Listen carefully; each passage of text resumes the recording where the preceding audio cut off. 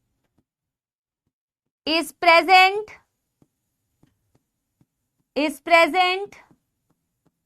in the form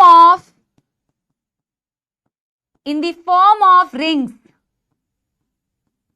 और उन rings को बोला जाता है लैमिले। ये लैक्यूने नहीं है बेटा, ये लैक्यूने नहीं है बेटा, ये लैमिले है। पहली बात तो ये गलती नहीं करनी। यस अबरार, ठीक है। Lamellae also in botany. अच्छा, कोई दुखदार समस्या तो नहीं। लेकिन बेटा देखो, कार्टिलेज हो या बोन, कार्टिलेज हो या बोन, दोनों के केस में मैम ने बताया है लैक्यूना तो प्रेजेंट होगा ही होगा। लैक्यूना क्या होता है? Fluid filled spaces inside the matrix. Lacunae में क्या प्रेजेंट होते हैं? Mature cells. वहां पे कॉन्ड्रोसाइट्स थे, यहां ऑस्टियोसाइट्स होंगे। यस एवरीबॉडी, अभी मैंने लैमिले बनाया है, जो बहुत सारे होते हैं, मैंने तो 2 ही दिखाए हैं। बस बेटा यहां पे उनको दिखा दो ऐसे, इसी के अंदर ऐसे दिखा दो। ये लैक्यूने हो गए, ये लैक्यूने हो गए, यहां पे ऐसे दिखा दो। तो लैमिला क्या है? लैमिला रिंग्स ऑफ मैट्रिक्स है। इनकी मैट्रिक्स एक्चुअल में ना, आपको मैट्रिक्स के अंदर देखोगे तो रिंग्स मिलेंगी, जिन्हें आप लैमिले बोलते हो, जिन्हें आप लैमिले बोलते हो, राइट। और उसी लैमिले के अंदर ये जो फ्लूइड फिल्ड स्पेस है, उसे आप लैक्यूने बोल रहे हो। कोई दुखदर्द समस्या? Fluid filled spaces. तो बेटा क्या मैं कह सकती हूं लैक्यूने जो है वो बोन्स और कार्टिलेज दोनों के लिए कॉमन है? दोनों के लिए कॉमन है, यस और no? Yes, fluid filled spaces in matrix, दोनों में कॉमन हो गया ना बेटा। और मैम इसके अंदर क्या होगा? इसके अंदर बोन सेल्स होंगे, मैच्योर बोन सेल्स। लेकिन क्या मैं मल्टीपल बना सकती हूँ? यस और नो बताओ। क्या मैं मल्टीपल बना सकती हूँ जैसे मैंने कार्टिलेज के केस में बनाया था? क्या मैं मैच्योर बोन सेल्स को मल्टीपल बना सकती हूँ? Osteocyte,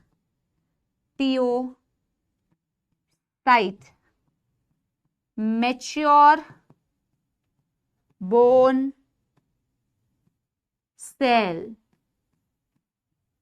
no. वेरी गुड, शानदार शानदार, वेरी वेरी वेरी नाइस। तो मैं कह सकती हूं only one osteocyte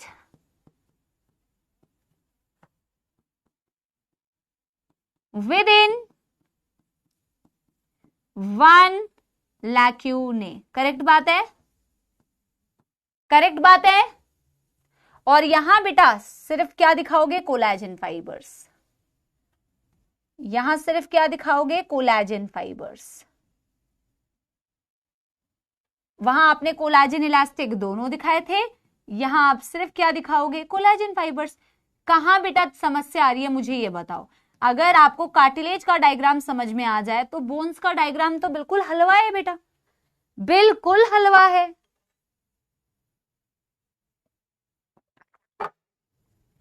yes everybody,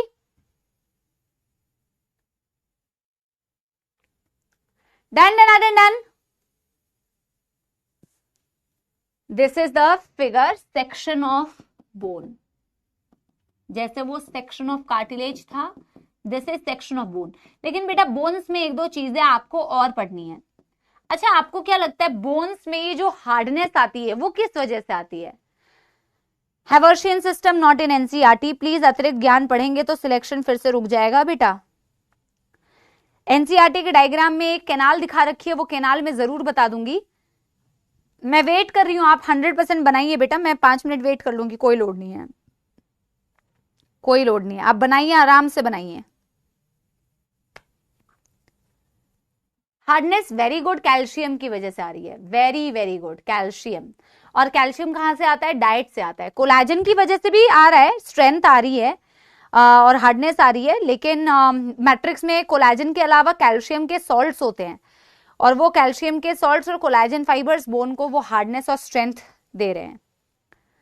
calcium के सॉल्ट्स होते हैं, कैल्शियम कार्बोनेट, कैल्शियम फॉस्फेट, सबसे ज्यादा कैल्शियम फॉस्फेट होता है जिसकी वजह से वो हार्डनेस आ रही होती है। ठीक है, डन डन आडन डन कर लो, डन डन आडन डन कर लो बेटा।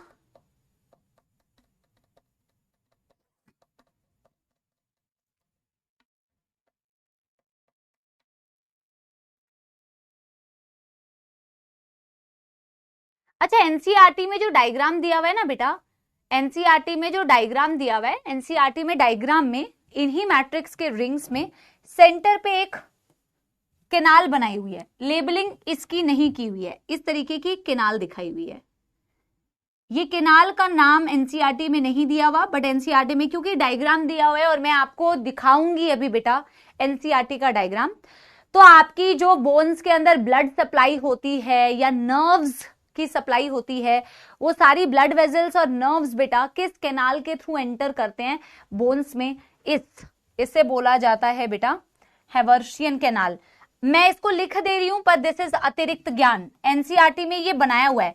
तो मैट्रिक्स के सेंटर पे आपको यहां पे दिख रहा होगा केनाल्स होते हैं, इन्हें बोला जाता है हैवर्शियन केनाल। एक बारी मेरे साथ में बेटा इसका नाम बोलो, हैवर्शियन केनाल्स। क्या बोलते हैं, बोन्स के अंदर मैट्रिक्स के सेंटर में आपको ये जो केनाल्स दिख रहे हैं बेटा येलो कलर के, अब आप सेक्शन करते हो तो आपको ऐसे बेटा गोल नजर आ रहा है, बट ऐसे लंबे लंबे केनाल्स होते हैं बोन्स में, ऐसे लंबे लंबे केनाल्स होते हैं। आपने तो बेटा हड्डी का सेक्शन करके देखा तो आपको ऐसा नजर आ रहा है। अभी तक तो आपको ये समझ में आ गया है कि हम हर चीज का सेक्शन देख रहे हैं तो हमें ऐसा नजर आ रहा है। आप मेरे को एक बात बताओ बेटा, जैसे ये लॉन्ग बोन है, अच्छा एक बार इमेजिन करो, एक बार इमेजिन करो, ये आपकी लॉन्ग हड्डी है, लॉन्ग बोन है। लॉन्ग बोन को जब मैं ऐसे सेक्शन कर रही हूं, ऐसे सेक्शन कर रही हूं, तो ऊपर से देखूंगी तो वो गोल नजर आएगा, हाँ या ना? एक बार मुझे बताओ, जल्दी बताओ बेटा। अगर आपकी ये लॉन्ग बोन है, ये ग्लास को इमेजिन करो एक हड्डी है, मुझे उसका सेक्शन देखना है। मैंने हड्डी को ऐसे काटा, जब मैंने हड्डी को ऐसे काटा बेटा और ऊपर से उसको ऑब्जर्व किया तो वो ऐसे गोल सी नजर आएगी। क्या वो ऐसी गोल सी नजर आएगी ऊपर से? यस। और अगर बेटा ये केनाल्स भी उसी के अंदर, ऐसी लंबी लंबी केनाल्स है बोन के अंदर, बोन के अंदर अगर ऐसी लंबी लंबी केनाल्स है और केनाल्स को मैंने कट कर दिया है, तो वो केनाल्स भी कैसी नजर आएगी? गोल गोल नजर आएगी। क्या इमेजिन कर पा रहे हो? यस। और मैं ये पूरा गोल का, जैसे पिज्जा होता है ना, और पिज्जा का एक सेक्शन बनाते हैं, मतलब पिज्जा होता है, जैसे ऊपर से मैंने देखा तो हड्डी ऐसा गोल दिख रही है और मैं उसका एक सेक्शन बना रही हूं। मैं सारे बच्चों को ये बता रही हूं हम बना कैसे रहे डायग्राम।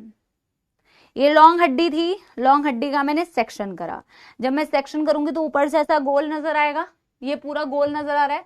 जैसे हम पिज्जा को कट कर देते हैं तो पिज्जा का सिर्फ इतना पार्ट हमने बनाया है ऐसे। क्या सबको इमेजिन हुआ? तो एक थम्स अप दे दोगे। समझ गए सारे बच्चे?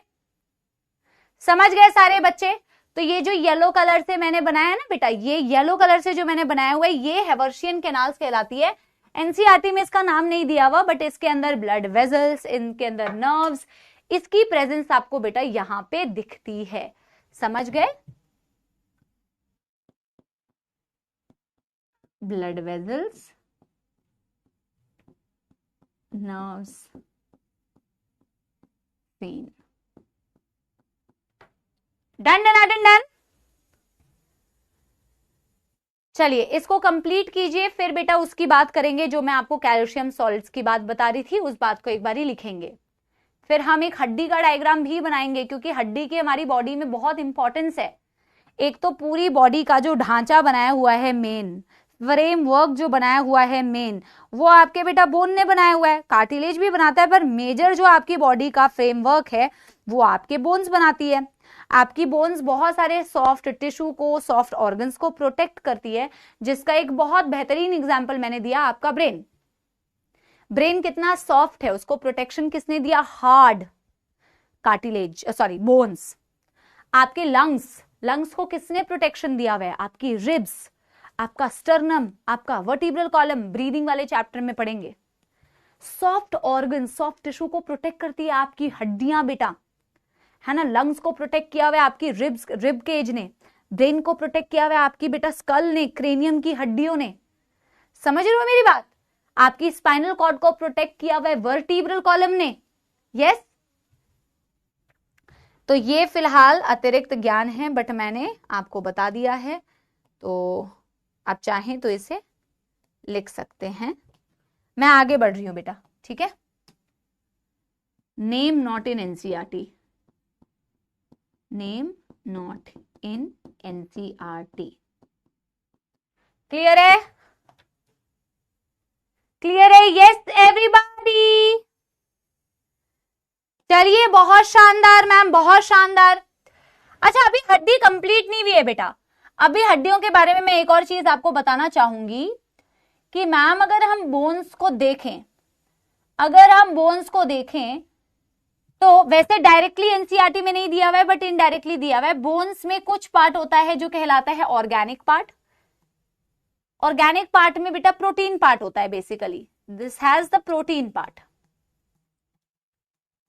this is the protein part of the bone, and then you have beta inorganic part, जिसकी वजह से आपका बोन इतना हार्ड है। और इस इनऑर्गेनिक पार्ट के बारे में तो एनसीईआरटी ने दिया हुआ है बेटा। क्या दिया हुआ है मैम? इसकी वजह से बोन्स हार्ड होती हैं। Bones has salts of calcium, calcium के सॉल्ट्स होते हैं। For example calcium phosphate, calcium carbonate.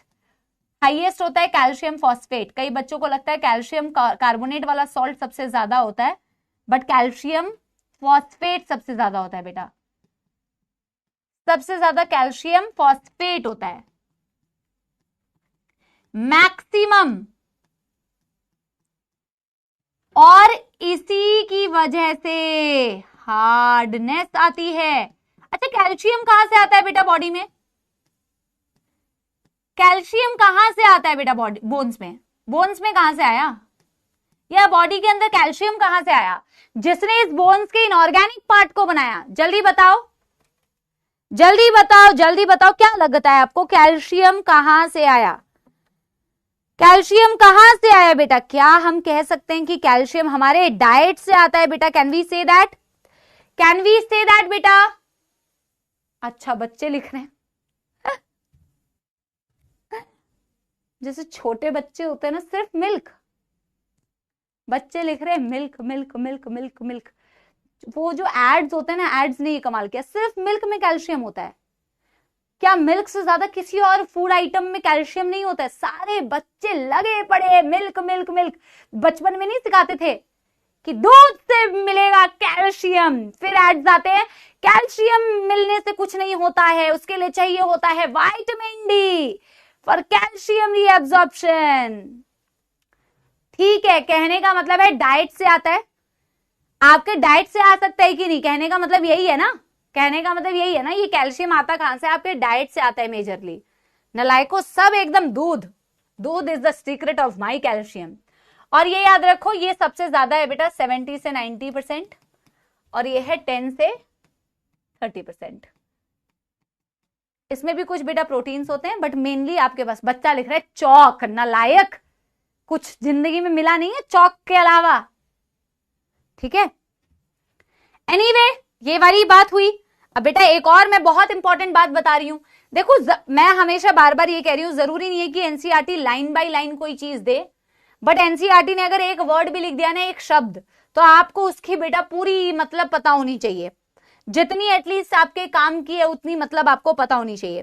तो एनसीईआरटी में एक चीज कही हुई है कि आपकी जो हड्डियां होती है उसमें ब्लड सेल फॉर्मेशन होता है। क्या ये आप लोगों को पता है? यस एवरीवन, क्या ये आप लोगों को पता है बेटा कि आपके हड्डियों में ब्लड सेल्स फॉर्मेशन होता है? लेकिन सारी हड्डियों में नहीं होता बेटा। एडल्ट्स में इराइथ्रोपोइसिस होती है आपकी लॉन्ग बोन्स में। जैसे आपकी लिम्ब बोन्स होगी ना, आपकी लिम्ब मतलब क्या? Four limb. ये हाथ आपके फोर लिम्स हैं, ये टांगे आपकी हाइंड लिम्स हैं, है ना, लेग्स हैं। लेग्स में फीमर होता है, थाई बोन, टीबिया होता है। बोन्स के नाम तो आगे पढ़ेंगे। तो आपकी जो लॉन्ग हड्डियां होती है, लॉन्ग हड्डियों को जरा बना के देखते हैं। बनाना है आपको, ये बिल्कुल बनाना है बेटा। जैसे टीवी और कार्टून्स में आप अगर बोन्स को देखोगे तो बोन्स ऐसे ही बनाया जाता है। देखो मैं कैसे बना रही हूं, और आपने भी I am sure bone imagine करते हो तो ऐसे ही इमेजिन करते हो, बोन्स को ऐसे ही इमेजिन करते हो। तो मैंने एक लॉन्ग बोन बनाया है। जब आप बोन्स को ऑब्जर्व करेंगे ना तो बोन के अंदर बेटा मैरो होता है।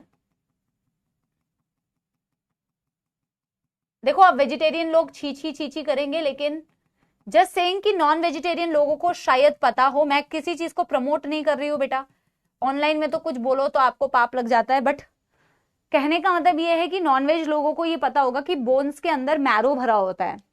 बोन मैरो बोलते हैं उसे, बोन मैरो बोलते हैं उसे। तो बोन्स के एंड पे ये जो रेड कलर से मैंने बनाया इसे रेड बोन मैरो बोलते हैं, और सेंटर पे होता है बेटा जिसे येलो बोन मैरो कहते हैं। हालांकि मैं अगेन इसकी डिटेल कहां पढ़ाऊंगी, बॉडी फ्लूइड्स एंड सर्कुलेशन में। बॉडी फ्लूइड्स एंड सर्कुलेशन में मैं इसके बारे में और बताऊंगी, क्योंकि वहां तो पूरा ब्लड के बारे में आपने पढ़ना ही है। तो ये जो मैं सेंटर पे बना रही हूं इसे बोलते हैं येलो बोन मैरो, और जो बेटा एंड्स पे बनाया ना मैंने उसे बोलते हैं रेड बोन मैरो। ठीक है, उसे बोलते हैं रेड बोन मैरो। कहने का मतलब ये है, अभी समझना, पहली बात तो हर हड्डी में ब्लड सेल फॉर्मेशन नहीं होती, सम बोन्स, इसलिए एनसीईआरटी कहती भी है सम बोन्स। दीज आर बेटा your red bone marrow. This side also you have red bone marrow, this side also बेटा you have red bone marrow, red bone marrow. ठीक है, और ये जो बोन के सेंटर में है बेटा this is what, this is yellow bone marrow. हर चीज का अपना फंक्शन होता है, बट लाइक आई सेड आपको सिर्फ अभी बेटा अभी यहाँ पे एमबीबीएस नहीं करनी है। एमबीबीएस जीवन में कर पाओ तो उतना कंटेंट आपको यहाँ पे पढ़ना है। ठीक है, जब मैं बात कर रही हूं रेड बोन मैरो की, जो बोन के एंड्स में आपको दिख रहा है ना बेटा, यहां पे आप लिखते हो responsible for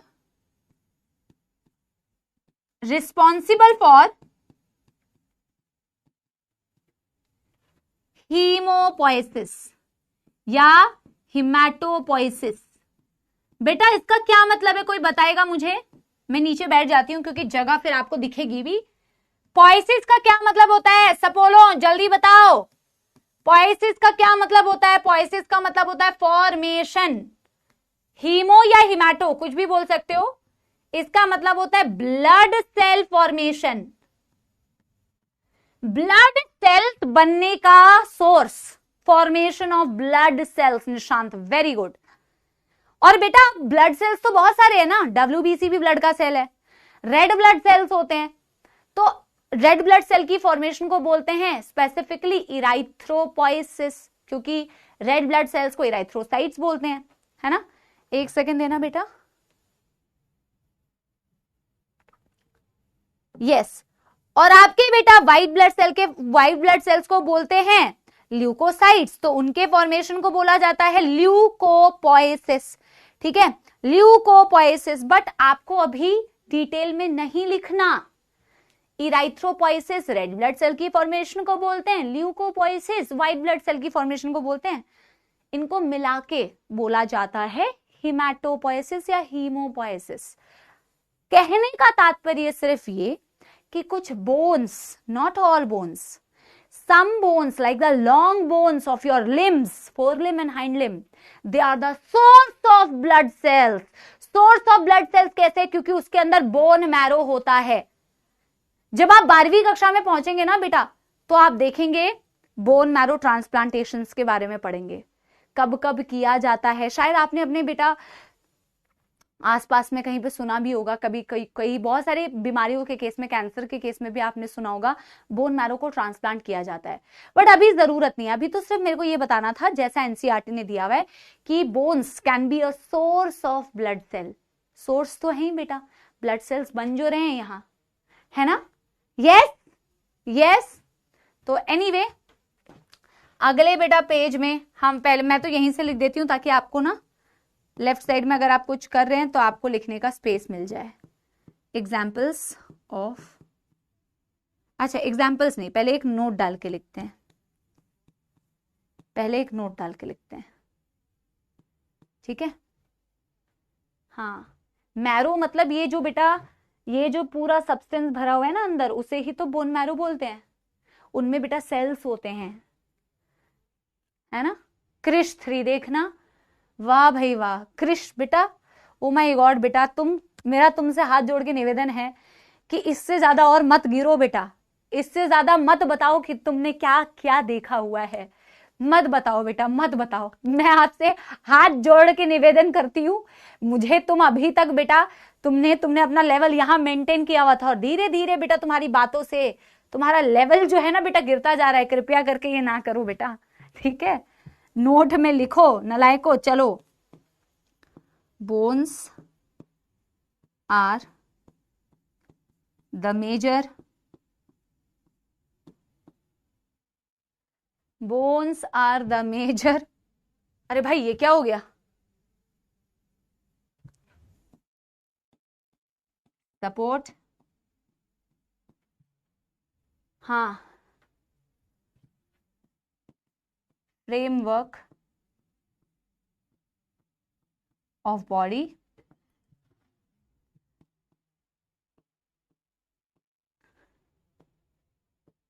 bones protect softer tissue and organ. जैसे मैंने आपको एग्जाम्पल दिया, बट डिटेल में अभी एग्जाम्पल्स को नहीं लिखना है, वो हम आगे लिखेंगे। आप यहां तक नोट कर लो, आप यहां तक नोट कर लो। येलो बोन मैरो का फंक्शन नहीं लिखना है दक्ष बेटा, जरूरत नहीं है, दिया ही नहीं हुआ है ना। और एक बच्चा पूछ रहा था मैम ऑर्गेनिक पार्ट क्या होता है, तो बेटा बोन्स में ना प्रोटीन्स होती हैं, ऑसिन प्रोटीन बोलते हैं। तो ऑर्गेनिक पार्ट में वो प्रोटीन पार्ट होता है, मैट्रिक्स का प्रोटीन पार्ट होता है, एक प्रोटीन होती है ऑसिन protein, but not in NCERT. Cartilage में भी प्रोटीन होता है, कॉन्ड्रॉइन प्रोटीन, कॉन्ड्रॉइन सल्फेट बोलते हैं, बट अगेन यहाँ पे मेंशन नहीं है। लोकोमोशन में कहीं पे कुछ मेंशन होगा तो मैं जरूर बताऊंगी, ठीक है। Done done done done done हो जाएगा तो एक थम्स अप दे दो, फिर हम एग्जाम्पल्स लिखेंगे बेटा। डन डन डन डन हो गया तो एक बार थम्स अप दे दो, फिर हम बेटा क्या लिखेंगे, एग्जाम्पल्स। तो एग्जाम्पल्स में बेटा बहुत सारे एग्जाम्पल्स है ऐसे, तो आप बेटा थक जाओगे एग्जाम्पल लिखते लिखते, थक जाओगे बेटा लिखते लिखते। अच्छा एक और पॉइंट लिख लो ना यहां, सम बोन्स जैसे कि long bones of limb are the site for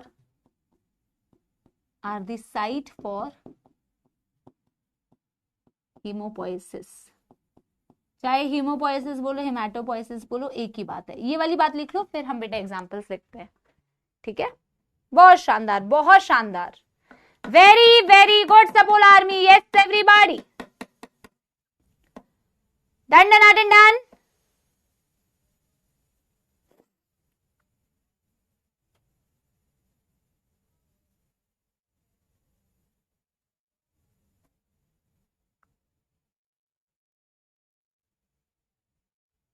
meaning of framework, framework का मतलब मैंने उसी दिन बताया था जिस दिन मैंने आपको कनेक्टिव टिश्यू का बेसिक फंक्शन बताया था। फ्रेमवर्क का मतलब होता है ढांचा, आपकी बॉडी में जो एक बेसिक सपोर्ट, आपकी पूरी बॉडी को एक सपोर्ट दिया हुआ है, ढांचा। आपने बेटा वो देखा है ना आपके लैब्स में होता है ना स्केलेटल सिस्टम पूरा, वही ढांचा, उसके ऊपर ही तो पूरी बॉडी है बेटा। चलिए एग्जाम्पल्स ऑफ बोन, बहुत सारे एग्जाम्पल है बेटा, आप कुछ कुछ लिख लो, ऐसे सारे लिखने जाओगे तो फिर तो बेटा लिख नहीं पाओगे। इतनी हड्डियां हैं, 206 हड्डियां हैं टोटल हमारी बॉडी में, तो कितना लिखोगे। आप लिख लो सबसे पहले लिम्ब बोन्स, जैसे आपकी हाथों की हड्डियों को बोलते हैं फोर लिम्ब, पैरों की हड्डियों को बोलते हैं बेटा हाइंड लिम्ब, और ऐसे आप देखोगे आपकी स्कल, खोपड़ी, है ना। फिर आपका हो गया बेटा, बहुत है बेटा, रिब्स आपकी हो गई बोनी, वर्टिब्रल कॉलम आपका बोनी हो गया, एक्सेट्रा। ऐसे बहुत एग्जाम्पल है बेटा, मैं वही तो बोल रही हूं, 206 हड्डियां, कितनी हड्डियों का नाम लिखोगे? अभी तो आप सिर्फ इतना लिख लो, कोई दिक्कत नहीं है।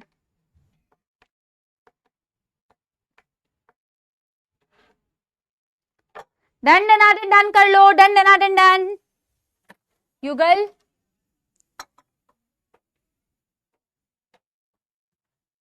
डन हो गया। लिम्ब का मतलब बेटा पहली बात तो ना ध्यान से सुना करो, सुनते वुनते कुछ हो नहीं, पढ़ना लिखना है नहीं। लिम्ब का मतलब क्या होता है? 10,000 बार बता दिया, सिर्फ पढ़ने नहीं आते हैं, सिर्फ स्पैमिंग करने आते हैं। बिल्कुल ही बेकार बच्चे, कुछ कुछ ना एकदम नलायकी करते हैं यहाँ पे। ये क्या है? 10 बार बताया तभी तुम कहां थे? This is your limb, fore limb and hind limb, only you are doing spamming. फिर तुम अर्जुना 2.0 का वेट करना, फिर 3.0 का वेट करना, फिर लक्ष्य में जाना, फिर 2.0 लेना, 3.0 लेना, फिर यकीन लेना, 2.0, 3.0, 6.0, फिर यकीन लेना। बेटा ऐसे पढ़ाई करोगे, ऐसे डॉक्टर बनोगे? ऐसे नहीं बना जाता है डॉक्टर। इतना लेस कंसंट्रेशन से डॉक्टर नहीं बन सकते। टीचर की बोली हुई एक बात को पकड़ना चाहिए बेटा तुरंत। नहीं पकड़ में आया, दूसरी बार टीचर ने बोला, नहीं पकड़ में आया, तीसरी बार, फिर बेटा बोले ही जा रहे हो, बोले ही जा रहे हो, बोले ही जा रहे हो। गर्म पानी बोल रही थी यार, और ये बेल नहीं बज रहा है। Done done done done. तो आपकी बेटा लिम्ब बोन्स, आपकी फोर लिम्स, आपकी हाई लिम्ब, आपका स्कल, आपकी बेटा रिब्स, आपका बेटा ये रीढ़ की हड्डी यानी कि आपका वर्टिब्रल कॉलम, ये सारे क्या है बेटा? Examples of bone. Yes everybody, ठीक है। चलिए चलिए चलिए चलिए, एक बार एनसीईआरटी की रीडिंग करें क्या? फिर बेटा फ्लूइड कनेक्टिव टिश्यू, तो वैसे भी सॉफ्टर टिश्यू, सॉफ्टर ऑर्गन्स, ये सारे बेटा आपके वही तो हैं। ब्रेन, आपका लंग्स है ना, आपका स्पाइनल कॉर्ड प्रोटेक्ट कर रहा है ना, ठीक है।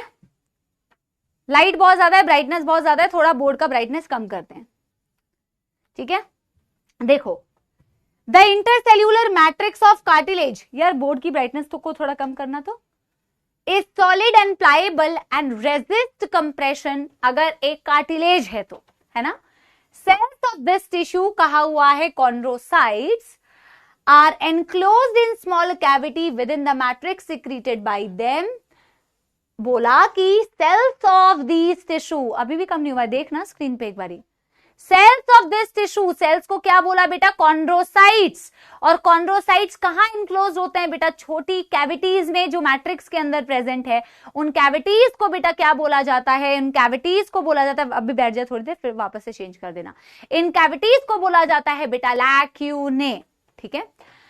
Most of the cartilage in a vertebrate embryo, embryo जब हम मम्मी के यूट्रस के अंदर थे, they are replaced by bones in adults, इनका रिप्लेसमेंट हो जाता है बोन से, ठीक है। Cartilage is present at the tip of nose, tip of knows.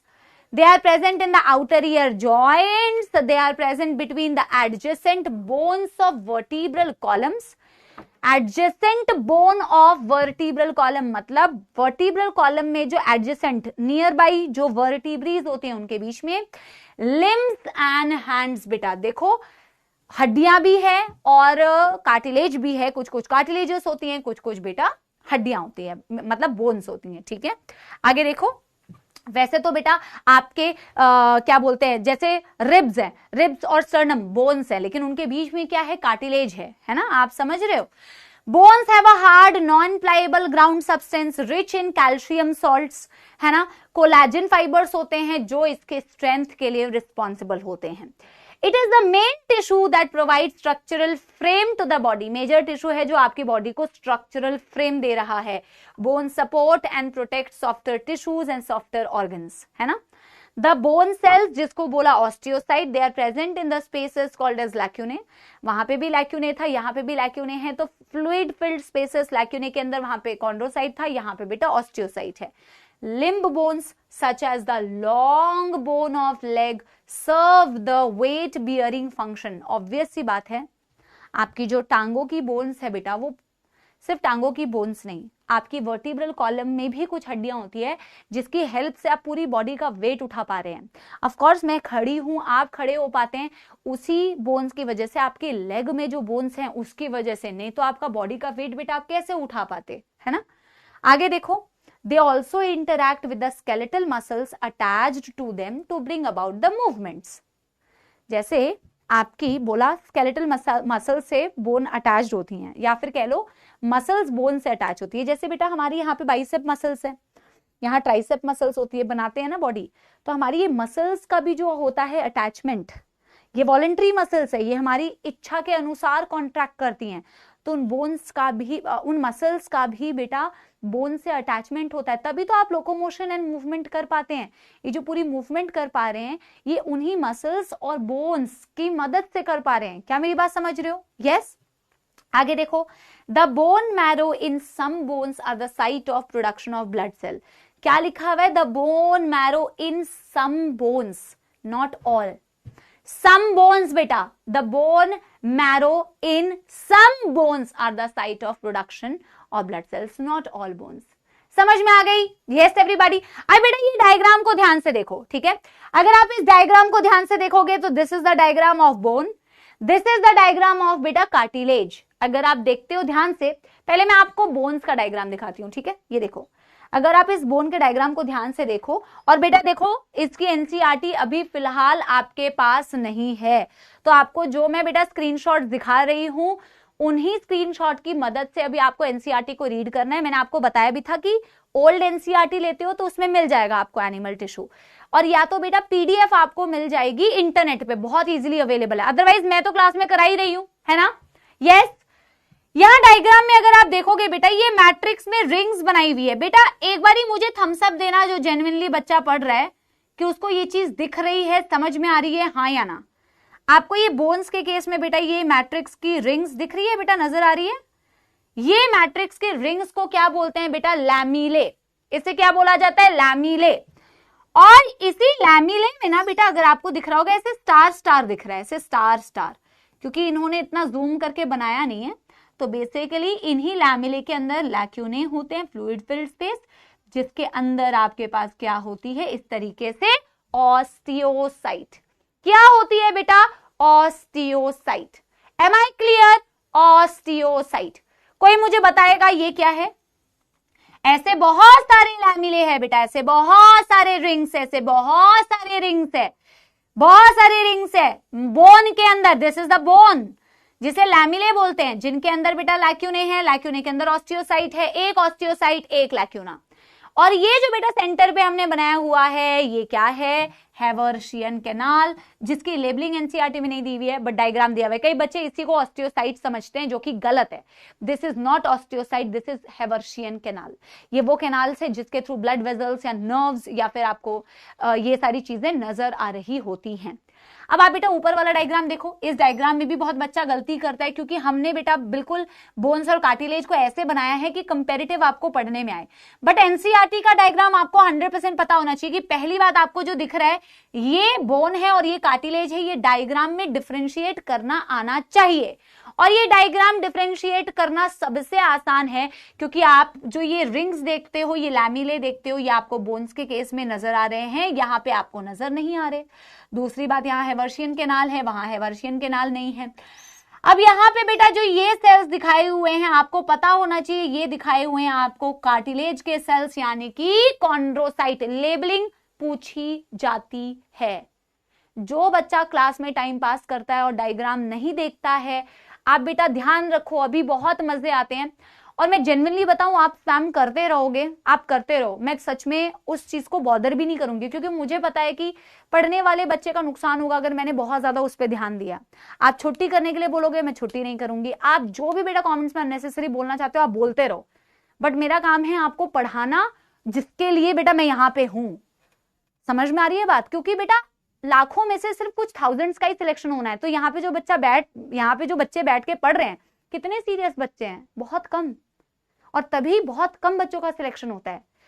ये मैं बार बार बोलती हूँ, आपका comment section is a big example why not everybody in their life can excel or do well, because not everybody is a consistent person, not everybody is a hard working person. ये आपको comments में नजर आता है, ठीक है?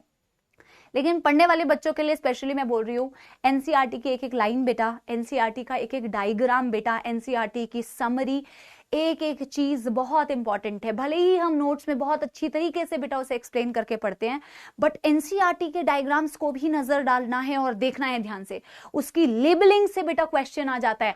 तो यहाँ पे आपको ये कॉन्ड्रोसाइट्स नजर आ रहे हैं, और ये जो बेटा ऐसे ऐसे करके नजर, ये जो दिखाए हुए हैं ना यहाँ, ये डॉटेड डॉटेड स्ट्रक्चर आपको जो नजर आ रहा है, ये एक्चुअल में फाइबर्स दिखाए हुए हैं, ये एक्चुअल में कोलाजन फाइबर दिखाए हुए हैं। तो बच्चा कंफ्यूज हो जाता है कि मैम ये मैट्रिक्स तो नहीं है। बेटा ये मैट्रिक्स नहीं है, ये कोलाजन फाइबर्स दिखाए हुए हैं, ये कोलाजन फाइबर्स दिखाए हुए हैं। ठीक है, तो एक बारी बेटा मुझे थम्स अप दे दो अगर यहां तक क्लियर है। बाकी ये देखो फ्लूइड कनेक्टिव टिश्यू के बारे में ये बातें दी हुई है, क्योंकि इसके बारे में हमें चैप्टर 17 और 18 जो लिखा हुआ है ना, वैसे यहाँ पे गलत चैप्टर दिया होगा, क्योंकि अभी चैप्टर्स कुछ कुछ डिलीट हो गए, तो उसके अकॉर्डिंग नंबरिंग भी चेंज हो गई होगी। कहने का मतलब है ब्लड के बारे में हमें बॉडी फ्लूइड्स में डिटेल में पढ़ना है, थोड़ा बहुत ब्रीदिंग में भी पढ़ेंगे। ठीक है, done done done done, brightness normal कर दे। Done done done done everyone, done done done done.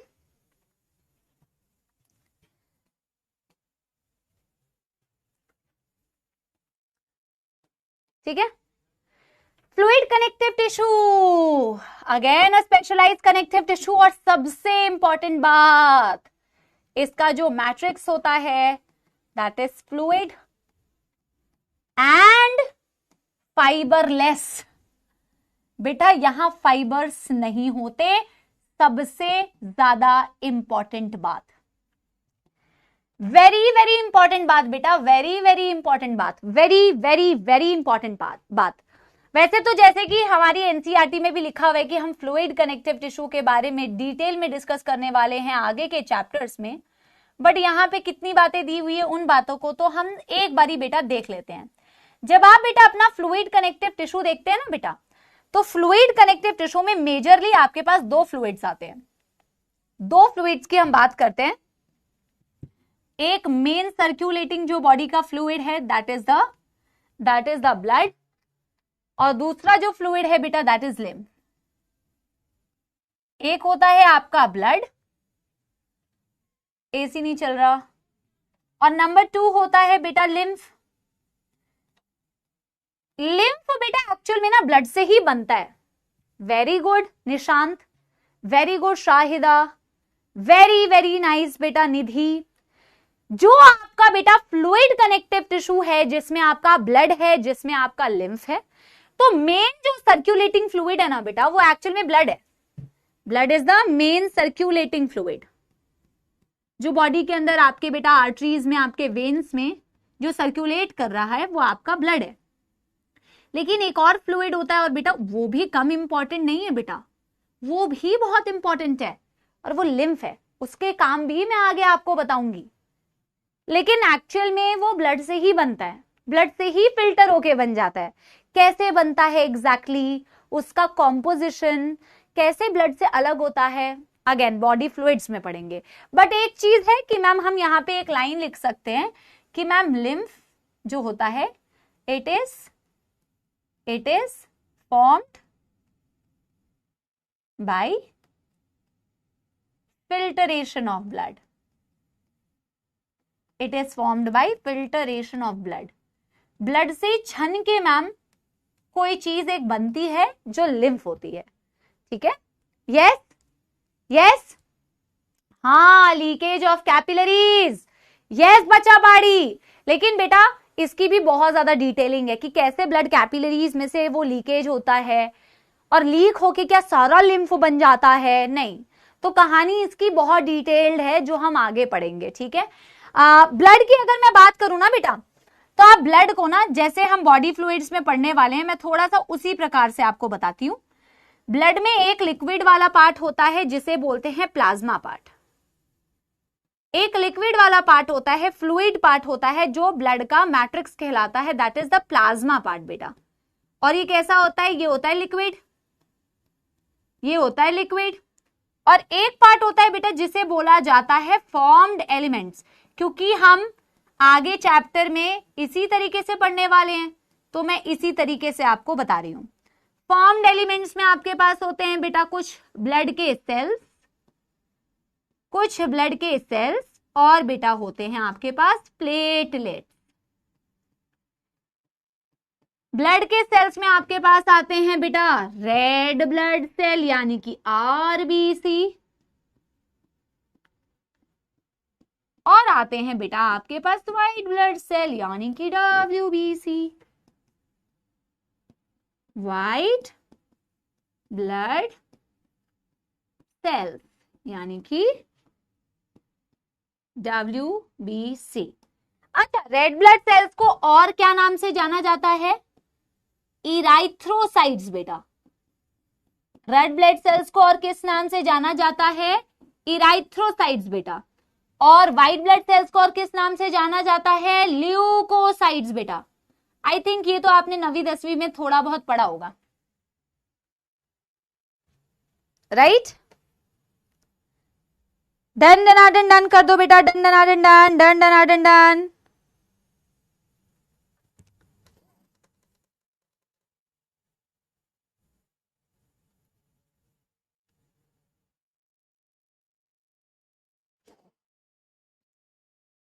Done done done done.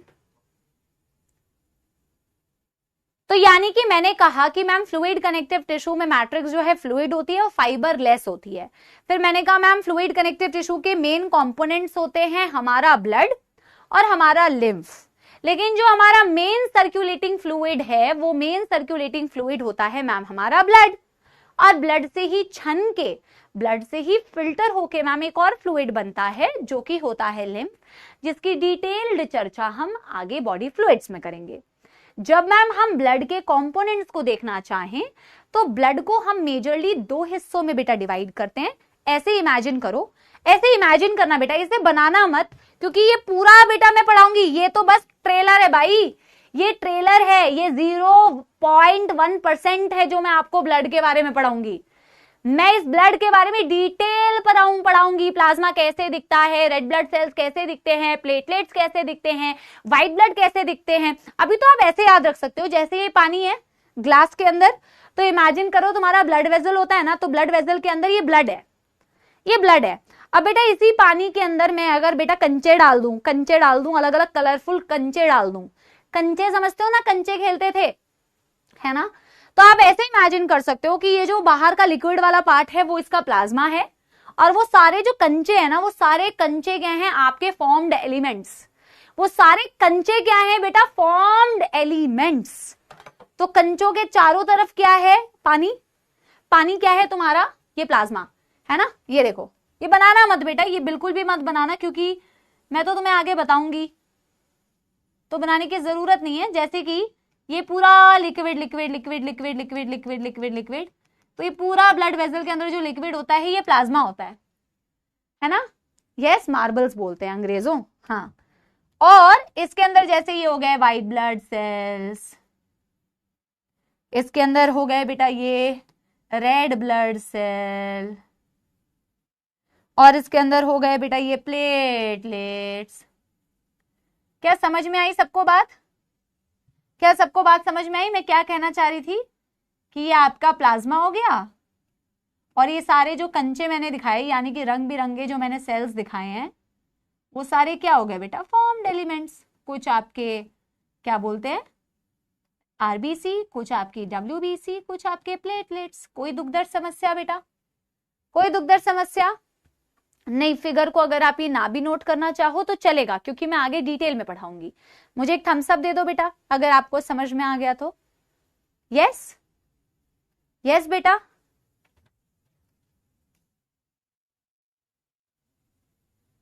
आपको क्या लगता है वैसे इसका काम क्या होगा?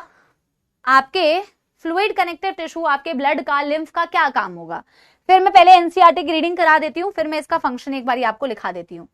हालांकि डिटेल में जैसे मैंने बोला आगे पढ़ना है, पर मैं इन जनरल आपसे पूछ रही हूं, आपको क्या लगता है कि क्या काम होगा? क्या काम होगा आपके ब्लड का? क्या काम होता है? इतना इंपॉर्टेंट क्यों है आपके पास ब्लड? जल्दी बताइए सब बोला आर्मी। आरबीसी ना होती तो क्या होता? आप जो ये सांसें भर रहे हो ना बेटा, ये जो सांसें भर रहे हो, इन गैसेस का ट्रांसपोर्ट नहीं हो पाता, ऑक्सीजन का ट्रांसपोर्ट नहीं हो पाता, CO2 बाहर नहीं आ पाता, बहुत सारी चीजों का, अदर सब्सटेंसेस का, हॉर्मोन्स का, न्यूट्रिएंट्स का, कितनी सारी चीजों का ट्रांसपोर्ट करने में ये फ्लूइड कनेक्टिव टिश्यू हेल्प करती है। ट्रांसपोर्ट ऑफ वेरियस सब्सटेंसेस, जिसमें न्यूट्रिएंट्स भी हो सकती है, गैसेस भी हो सकती है, हॉर्मोन्स भी हो सकती है, एक्सेट्रा एक्सेट्रा एक्सेट्रा। ठीक है, एनसीईआरटी की रीडिंग करें मेरे प्यारे, सब बोलो यस। देखो, blood is a fluid connective tissue containing the plasma, containing the RBC, containing the WBC and containing the platelets। तो WBC, RBC और प्लेटलेट्स को साथ मिला के बोला जाता है फॉर्म्ड एलिमेंट्स, जो मैं बॉडी फ्लूइड्स में बताऊंगी भी। It is the main circulating fluid that helps in transport of various substances. You will learn more about this in chapter 17-18। कुछ नहीं दिया है इसके अलावा, लिम्फ तो मेंशन ही नहीं किया है इन्होंने। और ये साइड में बेटा डायग्राम दे दिया है, ये प्लेटलेट्स की शक्ल सूरत दिखाई है, या आरबीसी की शक्ल सूरत दिखाई है, और ये डब्ल्यूबीसी की शक्ल सूरत दिखाई है। और सारी डब्ल्यूबीसी का जो अंदर का ये दिखाया है ना बेटा, ये न्यूक्लियस है। और ये सबके न्यूक्लियस का जो शेप होता है ना, वो अलग अलग होता है, बट डिटेल में आगे ही पढ़ना है, यहाँ तो पढ़ना ही है वैसे भी। ठीक है, तो एक बस फ्लूइड कनेक्टिव टिश्यू से रिलेटेड एक बात लिख लो कि blood helps in transportation of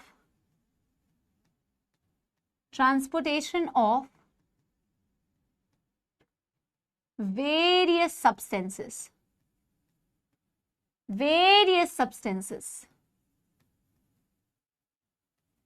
like gases, hormones, etc। और डन कर लो प्यारे, सब बोलो डन कर लो। मस्कुलर टिश्यू तो बेटा सिर्फ शुरू ही कर पाऊंगी, कुछ कर नहीं पाऊंगी उससे रिलेटेड। ठीक है, जस्ट इंट्रोडक्शन थोड़ा सा दे देती हूँ, उससे ज्यादा तो कुछ नहीं कर पाएंगे क्योंकि समय नहीं बचा है। चलिए जी,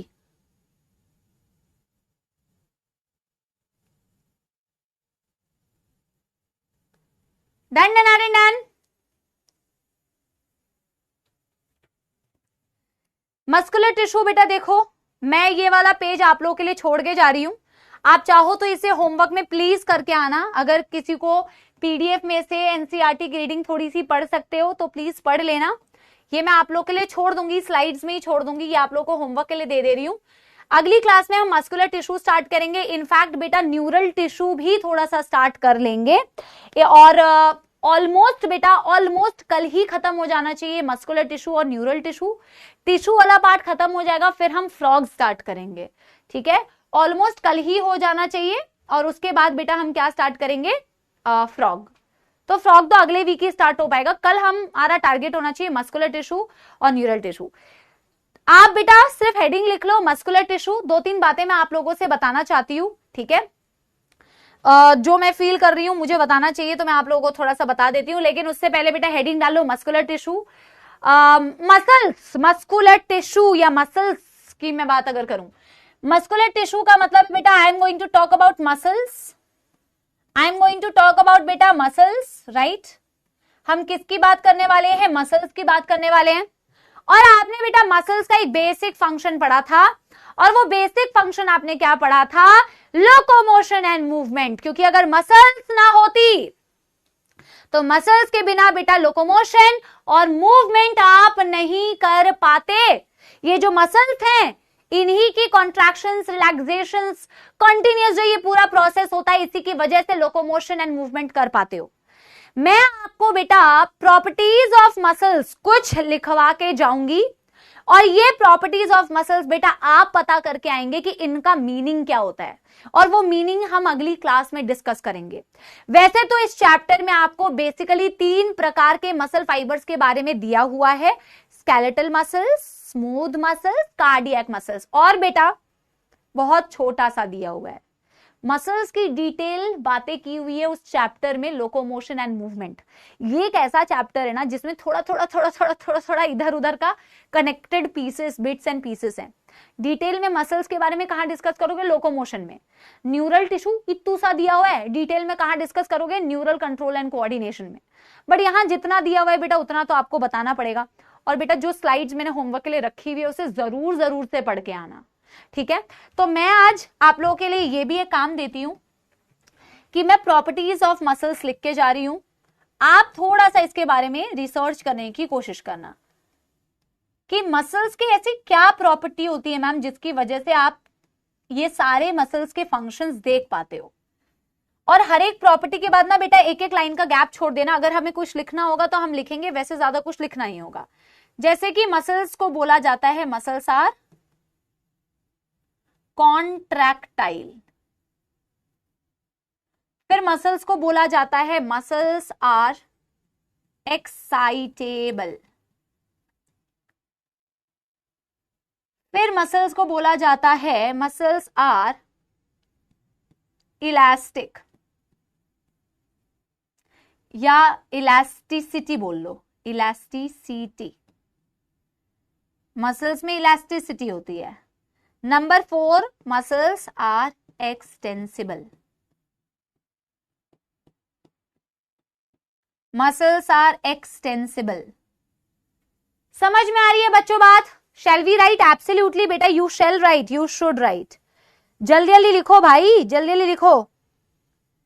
और ये सारी प्रॉपर्टीज बेटा, ये सारी प्रॉपर्टीज आपको पता करके आनी है, ये हम कल डिस्कस करेंगे। बेटा कोई दुख दर्द समस्या? मैं बिल्कुल भी आज सॉन्ग नहीं सुनाऊंगी क्योंकि I am disappointed from your class, I am highly disappointed, maybe not from everyone but from some of you, ठीक है, maybe from not from all of you but from some of you, and it's very disturbing. हालांकि बेटा देखो, मेरा, मैं genuinely बता रही हूँ, मेरा थ्रेशोल्ड बहुत ऊपर है। मैं कभी भी इतना ऐसा गुस्सा करूंगी ही नहीं कि मैं तुम्हें पढ़ाऊंगी ही नहीं, तुम भाड़े में जाओ, क्लास बंद कर दूंगी, गुस्से में चली जाऊंगी। क्यों करूंगी मैं ऐसा? मैं क्यों करूंगी? तुम्हारा टाइम, मैं पढ़ने वाले बच्चे का टाइम वेस्ट क्यों करूं? तुम मुझे उस लेवल तक का इरिटेट करना चाह रहे हो, करते हो, स्पैमिंग करते हो बहुत ज्यादा। पर मैं बार बार पहले भी बोल चुकी हूं कि मतलब ठीक है, इट विल टेक टाइम। बहुत सारे बच्चे अभी फिल्टर आउट हो जाएंगे जो स्पैमिंग कर रहे हैं, जो पढ़ के नहीं आते हैं। बेटा ऐसे बिना पढ़े आप कैसे इमेजिन कर सकते हो कि आपको इतनी बड़ी डिग्री, किसी की जान बचाने की आपको मतलब वो रिस्पॉन्सिबिलिटी ऐसी मिल जाएगी क्या? बिना पढ़े लिखे बिना मेहनत के सारी चीजें बेटा आपको इतनी मतलब आसानी से मिल जाएगी। आपको क्या लग रहा है आप डॉक्टर बनने वाले हो? क्या बनने वाले हो बेटा? डू यू थिंक कि ये कोई बेटा ऐसे हलवा है जो आपको ऐसे मिल जाएगा? ऐसा नहीं है बेटा, इट्स अ टफ जर्नी। और जिस हिसाब का अगर तुम्हारा एटीट्यूड स्टार्टिंग में है, तुम्हें अगर लग रहा है कि it's a easy journey, let me tell you it's not, ठीक है? It is not an easy journey, it's not going to be easy once you get inside the medical college also, it's going to be tough बेटा, and that's the reality, and you should know that it's a tough journey, it's a tough journey. लेकिन ultimately बात यह है कि तुम्हारे अंदर से ये इच्छा है, तुम्हें पता है तुम्हें यही करना है। जब किसी काम को करने में मजा आता है, जब पता है कि मुझे वो करना है, तो उस चीज में फिर आपको दिलचस्पी आती है। फिर ना आपको ऐसा नहीं लगता है कि यार ये टफ जर्नी है और ऐसा है वैसा है। हाँ ठीक है, हर जर्नी में कोई ना कोई बेटा डिप्स भी आते हैं, डिमोटिवेशन भी आती है, उस जर्नी में भी आती है। कोई शायद नॉर्मल कोई काम कर रहा होगा, उसमें भी डिमोटिवेशन आती है, that's the part of the journey, है ना। बट इवेंचुअली जब कोई इंसान को पता होता है ना कि मेरे को ये चीज करनी है, तो टफ भी होती है ना अगर, तो बंदा ना फिर भी अंदर से हमेशा मतलब मोटिवेटेड रहता है कि नहीं यार मेरे को ये करना था, and I feel good about it. जब आप कोई ऐसी चीज वहां पे भी करोगे ना बेटा, किसी के लिए कभी कुछ करोगे, किसी पेशेंट के लिए कुछ करोगे, किसी पेशेंट की कभी जान बचा लोगे या कुछ उनके लिए अच्छा कर दोगे, तुम्हें अंदर से बड़ी सेटिस्फैक्शन आएगी कि यार this is the thing I was waiting for. इसके लिए मैं इतना घिस रहा था भाई, इसके लिए मैंने इतनी मेहनत करी थी। ये जो मैंने इनकी फैमिली पे स्माइल देखा ना, इनके फेस पे, मैं इस चीज के लिए तो इतना स्ट्रगल कर रहा था। वो फीलिंग आती है, अंदर से आती है, नेचुरली आती है, जिनको वो करना है उनके अंदर से। लेकिन बेटा ऐसे नहीं आती है, it's not the bed of roses की चलते जाओ बहुत हंसते गाते ऐसे हो जाएगा, ऐसे नहीं होता है भाई। इतनी स्पैमिंग करोगे, एक एक चीज को 10-10 बार 100 बार। बेटा हम बार बार बोलते हैं कि हम आपको समझाएंगे, रिवीजन कराएंगे। क्या मैं आपको रिवीजन नहीं कराती बेटा? क्या मैं आपको रिवीजन नहीं कराती? क्या मैं क्लास में रिपीट नहीं करती? क्या मैं नेक्स्ट डे आके भी रिवीजन नहीं कराती? लेकिन यार मेरे को भी कभी कभी ना डिसअपॉइंटिंग लगता है कि यार इतने बच्चे पढ़ते ही नहीं यार, कुछ तो है ना। वो चीज मत करो बेटा। मैं इस चीज के बारे में चर्चा ही नहीं करूंगी बेटा। आप कुछ आपको लिखना होगा, आप लिखते रहो। पढ़ने वाला बच्चा स्क्रीन के पीछे से पढ़ ही रहा होगा, मुझे पता है, लेकिन मुझे लगता है इन गधों में से, इन स्पैमर्स में से भी अगर 2 की अकल आ जाएगी तो मुझे फील गुड होगा कि 2 के तो अकल आ गई ना। तो मैं बस यही कहना चाहूंगी, बाकी बेटा बढ़िया से पढ़ाई करो, ठीक है। और एक गुड न्यूज ये है कि प्री ऑर्डर्स मैं वैसे तो इंस्टाग्राम पे अभी जाके अपडेट भी दे दूंगी, तो जूलॉजी मेडिजी के प्री ऑर्डर्स के लिए बेटा आपके पीडब्ल्यू स्टोर पे भी जूलॉजी मेडिजी अवेलेबल हो गई है अभी 5:30, और आपके Amazon पे भी बेटा प्री ऑर्डर्स के लिए जूलॉजी मेडिजी अवेलेबल हो गई है। मैं अभी जाके इंस्टाग्राम पे लिंक लगा दूंगी प्री ऑर्डर्स के लिए, जहां से आप प्री ऑर्डर कर सकते हैं।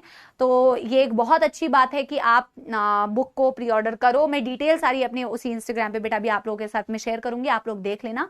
पीडब्ल्यू स्टोर पे भी है और Amazon पे भी है, कैसे ऑर्डर करना है मैं आप लोगों को बता दूंगी, ठीक है। और बहुत बहुत धन्यवाद बेटा क्लास अटेंड करने के लिए। अच्छे बच्चों को मैं डिसअपॉइंट बिल्कुल नहीं कर सकती, तो मैं उनके लिए जरूर 2 लाइन गाना सुनाऊंगी, ठीक है। हंसते गाते जहां से गुजर, दुनिया की तू परवाह न कर, हंसते गाते जहां से गुजर, दुनिया की तू परवाह न कर, मुस्कुराते हुए दिन बिताना, यहाँ कल क्या हो किसने जाना, जिंदगी एक सफर है सुहाना, यहाँ कल क्या हो किसने जाना। तो जो बच्चे पूछ रहे जूलॉजी मेडिजी क्या है, so it's a pure handwritten notes, है उसमें, मजेदार फ्लो चार्ट्स है उसमें, काफी रिलेटेबल कंटेंट है, बहुत बढ़िया बेटा प्योर एनसीईआरटी बेस्ड कंटेंट है 11th और 12th दोनों का, and it's going to be super useful to you and I'm very sure you're going to like it। और बाकी डिटेल्स मैं आगे आपको शेयर करती हूँ, कल बैच में भी मैं आपके साथ में वापस से शेयर कर दूंगी। थैंक यू सो मच बच्चों, मुझे कमेंट्स में जरूर बताना how did you enjoy the lecture. Thank you so much, I will see you बेटा कल, रिविजन और होमवर्क जरूर करके आना, ठीक है। Thank you, bye bye, thank you.